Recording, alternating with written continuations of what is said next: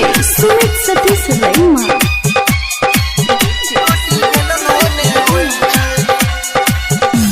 कछौड़ी के बियाह है तो रोटी बेललो ने होई छै। ओना कछौड़ी के बियाह है तो रोटी बेललो ने होई छै। बेललो ने होई छै रोटी बेललो ने होई छै। बेललो ने होई छै रोटी बेललो ने होई छै। एते त दुल्हा बता है तो रोटी बेललो ने होई छै। ओना कछौड़ी के बियाह है तो रोटी बेललो ने होई छै।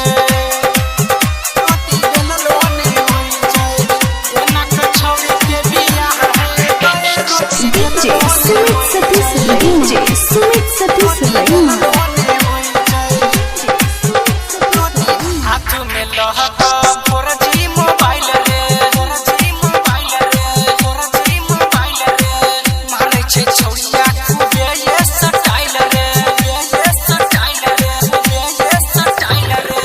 केकरो से नहीं तो सलाह है तो रोटी बेललो ने होई छै। ओना कछौड़ी के बियाह है तो रोटी बेललो ने होई छै।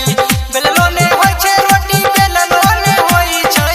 बेललो ने होई छै रोटी बेललो ने होई छै।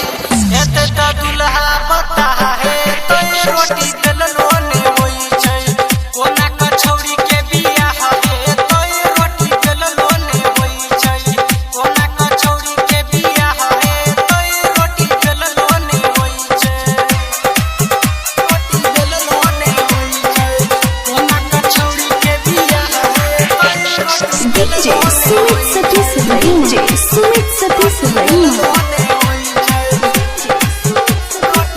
चंदू चंचल छे छौरी के यार रे, छौरी के यार रे, छौरी के यार रे। कोन छौरा बनते एकर भतार रे, एकर भतार रे, एकर भतार रे। राइटर सोनी के चाह है तो रोटी